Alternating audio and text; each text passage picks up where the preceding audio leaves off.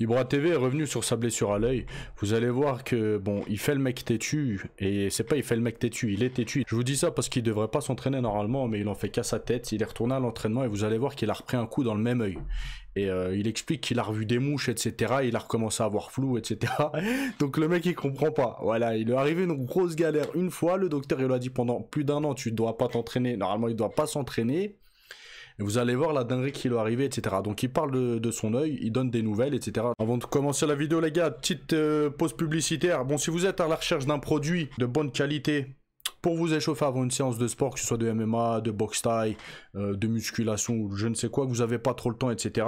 Il existe une liqueur orange, j'ai oublié comment ça s'appelle. La liqueur, ils l'utilisent beaucoup en Thaïlande. En fait, tu chauffes ton muscle avec, etc. Bref, j'ai oublié le nom, si ça me revient, je vais vous le dire. Si vous savez comment ça s'appelle, mettez-le moi en commentaire. Et aussi un deuxième produit, c'est à peu près la même chose, d'accord? C'est Tiger Balm. C'est le baume du tir, c'est exactement la même chose, les gars. Il y en a beaucoup qui le savent pas. Mais c'est un produit que vous pouvez utiliser avant les entraînements ou après, histoire de chauffer le muscle. Imaginons vous n'avez pas le temps de faire un échauffement, hop, vous mettez du baume à utiliser avant les étirements. Voilà, si vous avez une séance d'étirement à faire pour gagner en souplesse, etc., pour pouvoir mettre des high kicks, vous mettez un petit peu de liqueur, vous massez, tac, ça va chauffer bien vos tendons, bien vos muscles et ça va vous faciliter l'assouplissement. Donc les amis, le prix est de 7 balles, je vous mets le lien en description. Comme vous pouvez voir, pour les sportifs, idéal avant l'effort, grâce à ses propriétés chauffantes, etc. Bref, je vous mets le lien en description. Bon, maintenant l'interview a été faite sur la chaîne du frérot Zach Nani. Voilà, si vous voulez aller voir l'interview en entière, elle dure 2 heures, allez-y. Moi, je vais vous passer ce qui nous intéresse, nous, c'est la blessure d'Ibra TV par rapport à son œil. Et au niveau de ton œil, ça va mieux? Il y a ça beaucoup de gens mieux. qui m'ont demandé dans le chat, là, ton œil, c'est cool? Ça va mieux, je vois en flou, je suis à -3. Ah ouais, tu vois encore flou, là? Ouais, bah là, j'ai lentille, donc ça va. Ok. Mais je savais même pas que ça existait, les délires de -3, etc. Moi, je pensais, si tu vois pas, genre, si t'es aveugle, c'est 0, quoi. Là, il parle de -3, je savais même pas que ça existait. surtout, ce qui me gêne, c'est les mouches qui volent. J'ai plein de trucs noirs qui je vois, surtout quand je regarde quelque chose de blanc. Et, mais ce qui me fait chier le plus que tout, c'est que déjà, j'avais pas le droit de reprendre les entraînements avant 1 an. Logique. Donc, j'ai repris déjà les entraînements parce que trop de patients, ça me fait du bien quand je sors de... Ouais, je fais attention. Et j'ai pris un coup il y a 3 semaines. Il fait pas aussi attention que ça s'il a pris un coup il y a 3 semaines. Et j'ai commencé à avoir fou, j'ai eu peur. Après ça va, ça s'est remis bien. Je suis directement allé chez l'ophtalmo, celui qui m'a opéré. Il m'a dit ça va et tout, mais je t'avais dit, bref. Et attention. Il m'a fait un peu le moral. Bah logique. Ah ouais. Ce serait dommage de perdre son œil quand même. Ouais. Du coup, il y a à l'intérieur de moi, il y a cette passion qui me pousse à faire. Et l'autre côté, le raison dit mais non, t'as failli perdre, t'as oublié comme t'étais en PLS, t'as oublié comme t'étais prêt à donner tout ce que t'as pour retrouver la vue, parce que je voyais rien et tout, toute après-opération. Donc, je me pose encore des questions. Est-ce que je dois le faire ou pas? Si tu perds la vue, c'est à vie. C'est un truc que tu vas regretter dans 10 ans quand tu auras encore plus de sagesse et que tu vas te dire sur cette période d'1 an là où j'aurais dû attendre, je l'ai pas fait et hop, j'ai plus d'œil. Ce serait... C'est même pas période d'1 an. Période d'1 an, c'est pour de pas m'entraîner. Ouais. Mais le combat, on m'a dit tu fais pas du tout en fait. Ouais. Tu vois, tu t'entraînes doucement, mais tu fais pas. Et même il y a des très grands combattants, 2, qui m'ont appelé. Ils m'ont dit de ne pas dire leur nom. Qui m'ont dit écoute, je failli perdre de vue, ne le fais pas. Tu vas regretter parce que là, la gloire, l'argent, tout ce que tu veux, l'ego, après tu vas regretter. Il y a un autre qui a exactement la même chose, même pire, un très grand combattant. Il a attendu 1 an. Et là, parce qu'il vit de ça, du coup, il a autorisé de continuer. Mais il m'a dit, bah, si tu vis pas de ça, pourquoi tu prends ce genre de risque? Beaucoup de bien, ça me donne confiance en moi. Après, il y a d'autres sports. Le grappling ou... Il y a de la lutte, c'est un lutteur de base qui continue la lutte. La lutte, c'est un sport de fou, les gars. Après, par rapport au fait que il fait n'importe quoi, parce qu'il a pas besoin de ça, puis il a pas besoin du sport pour vivre. Donc, j'en avais fait une vidéo justement il y a quelques mois, j'avais eu ce genre de réflexion-là. Je comprends pas pourquoi il persiste en fait. Le mec, il doit être millionnaire, je pense, multimillionnaire même peut-être. Parce que le Ibra TV, les gars, c'est un mec qui pèse. Déjà, par sa chaîne YouTube, il pèse. Mais après, par rapport à tout ce qu'il a ouvert, c'est un homme d'affaires au jour d'aujourd'hui. Il a très bien réussi sa vie. Donc, très clairement, les gars, je pense vraiment qu'il est multimillionnaire. Et tant mieux pour lui. Hein. Donc, pourquoi continuer à faire un sport? Pas un sport, parce que c'est pas le sport en lui qui est dangereux, c'est les sparring. En plus, c'est un poids lourd, il doit tourner avec des mecs, des poids lourds, etc. Pourquoi? Ça reste strictement rien, comme les combattants professionnels qui l'ont appelé, ils lui ont dit, ça sert à rien, t'as pas besoin de vivre de ça, donc pourquoi tu le fais? Puis tu t'entraînes tranquillement, etc. Et puis c'est tout. Le combat contre Greg MMA, on s'en tape le coquillard, tu vois. Mais bon, il est têtu, il aime ça, voilà, c'est qu'est-ce que vous voulez. Ouais, mais le sport de percussion, sur tes MMA, c'est mélange de plein de sports en fait, tu vois. Et franchement, c'est très dur et tout, mais j'adore ça. Je comprends. J'adore quand tu sors de sparring, tu sais que t'as pas fait semblant. Là, t'étais dans le plus près de ce qui peut être en opposition contre un autre homme. Tu vois, ça te fait du bien. Il faut le vivre pour le comprendre, tu vois. Et cette passion à l'intérieur de moi qui me laisse pas tranquillement de prendre décision de être sûr que je fais pas en fait, tu vois. Fais attention. Ouais, je fais attention, je me questionne beaucoup, mais on verra. Il y a des combattants que tu apprécies particulièrement. J'ai vu récemment, tu avais fait des vidéos avec Baki, avec Patrick Abirora et autres. C'est comment?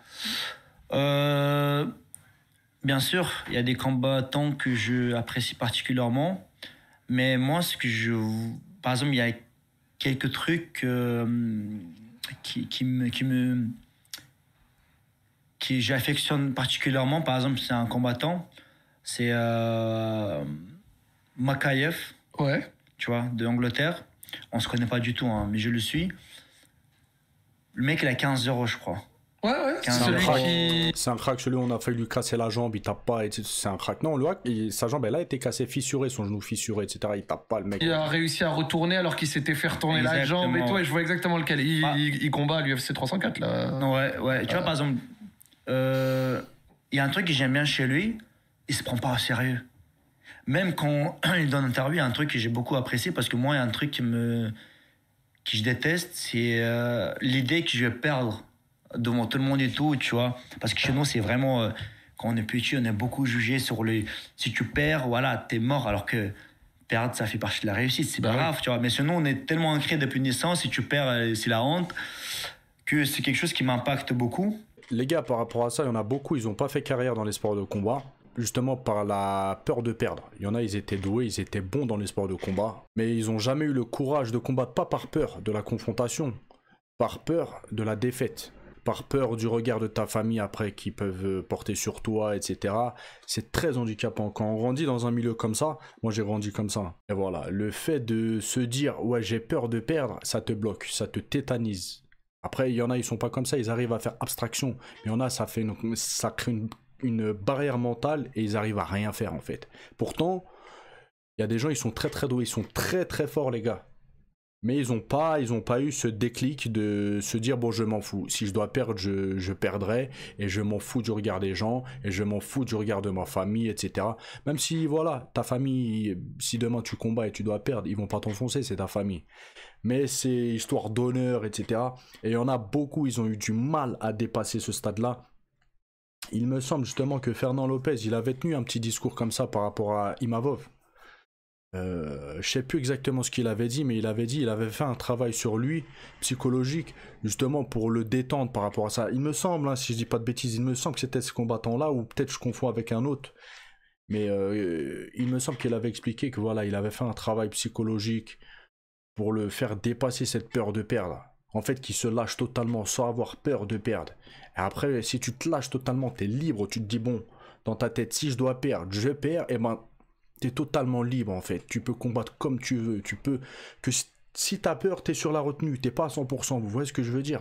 Et il y en a, ils sont même pas à 50% dans ces cas-là. Il y en a, ils sont tétanisés, même montés dans un ring ou dans une cage, à cause de la peur de perdre. Et je vous le dis, hein, il y en a, ils n'ont pas peur de la confrontation. Pourquoi je vous dis ça? Il y en a, dehors, ils se battent beaucoup. Où ils sont beaucoup battus. Quand je vous dis beaucoup, c'est beaucoup battus. D'accord? C'est-à-dire, dans la rue, dans la vie de tous les jours, c'est des bagarreurs. Pas forcément, ils vont chercher, mais tu lui casses la tête, ils te rentrent dedans direct. D'accord? Même s'ils sont plusieurs, etc., il y en a, ils sont bagarreurs. C'est-à-dire, ils n'ont pas peur de la confrontation, c'est des gens courageux, mais dans les sports de combat, bah, ils n'ont pas percé par peur de la défaite, justement. Voilà, donc la psychologie, ça joue beaucoup. Et donc voilà, c'est ce qu'Ibra est en train d'expliquer. Mais combattre, c'est pas ça en fait. Combattre, prendre. Et lui, ce qu'il a dit, ouais, j'ai 15 euros, je sais qu'il y a des gens qui veulent que je perde et tout. Demain, je peux perdre, pas perdre, c'est pas grave en fait. Alors que le mec, il a 0 défaite, quoi, tu vois. Alors qu'en général, ce qu'on entend plus souvent, et peut-être c'est normal, les gens qui ont 0 défaite disent non, moi je ne dois pas perdre, j'imagine pas à perdre et tout. Et lui, il est très détente, il se prend pas au sérieux. Il dit, si demain je dois perdre, je vais perdre, c'est pas grave, tu vois. Comme par exemple Zabit aussi, il disait. Zabit, tu vois, c'est qui celui qui. Oui. Zabit Magomed Sharipov, celui voilà, qui a arrêté. Exactement, voilà. Ouais. Tu vois, par exemple, lui aussi, il m'inspirait du fait que. Ouais, j'aime bien le sport. Il était hyper humble. Je pense que c'est l'un des combattants les plus humbles qui a dû avoir à l'UFC. Et dans les sports, dans le MMA, tout confondu, il y avait Fedor qui était très humble, il y avait Zabit qui était très humble. Il y a eu des combattants comme ça, les gars. Voilà. Ils font plaisir, en fait. Vous voyez ce que je veux dire? Mais je suis pas là pour dire que je vais mourir sur le caractère. Si je perds, voilà, tu vois. Alors lui, je crois qu'il avait arrêté pour la religion. Lui, il a arrêté pour autre chose. Mais pour dire que, même lui, en étant bon, tu vois, il se prenait pas au sérieux, il avait rien à prouver aux autres. Et de base, je suis quelqu'un comme ça, en fait. Sinon, j'aurais pas fait YouTube. Mais avec le temps, tu donnes une certaine importance au jugement des autres, tu vois. Et ça peut nuire beaucoup parce que ça te limite dans la progression et dans la route qui t'a empruntée. Parce que tu as peur du jugement des autres, ce qu'ils vont dire et tout. C'est très important de se détacher de ce qu'ils vont dire les autres. Donc, ce genre de combattant, il m'inspire beaucoup. Même s'il y a des combattants, Baki, tout ce que tu veux, il m'inspire d'une autre manière. Par exemple, Baki, il m'a inspiré pendant Ramadan. Ouais.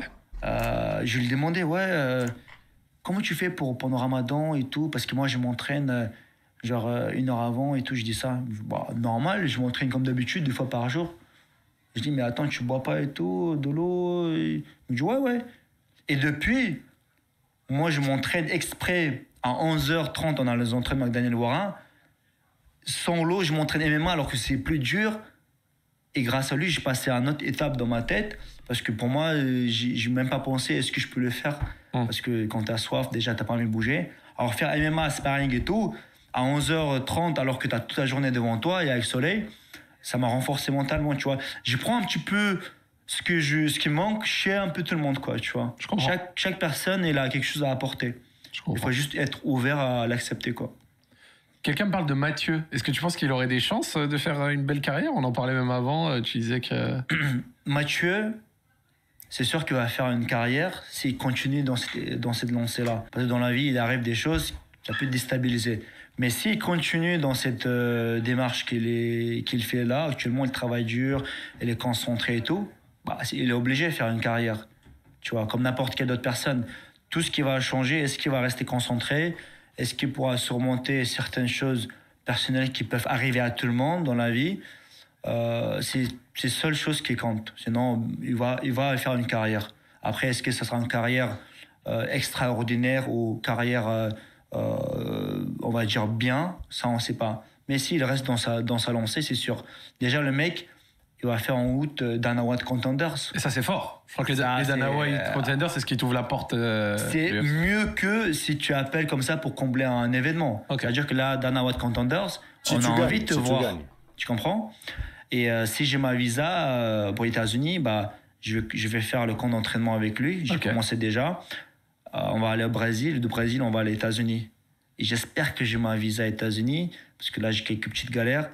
Et je vais être avec lui dans le coin et tout. Et il a commencé presque en même temps que je le croisais. Ok. Et ça me fait plaisir de voir de l'intérieur, derrière la coulisse, les progressions, le travail qu'il fait et tout. Et l'accompagner vers une de... première étape dans son objectif, ce serait incroyable, quoi. Et on regarde seulement, hein. Comment? Pendant le camp. Tu regardes seulement. Ah non, c'est pas possible. C'est pas possible. Déjà, il m'a pété l'oreille. J'ai tenu longtemps. Il m'a répété. En fait, Mathieu, c'est le plus dur, qui fait le plus mal au sparring et tout, tu vois. Mathieu, il y avait Jurik avant, mais elle est partie ailleurs. Il y a Jurik après, il est très lourd et il tape fort aussi. Et voilà, et je peux pas m'empêcher en fait, j'arrive pas à m'empêcher de regarder et tout. J'aime bien me mettre dans le dur, dans le mal, parce que quand tu ressens le douleur, moi personnellement, je sais que c'est là que je progresse.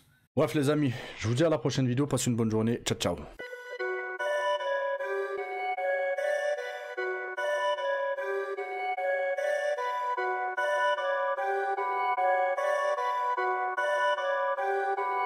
Perfect.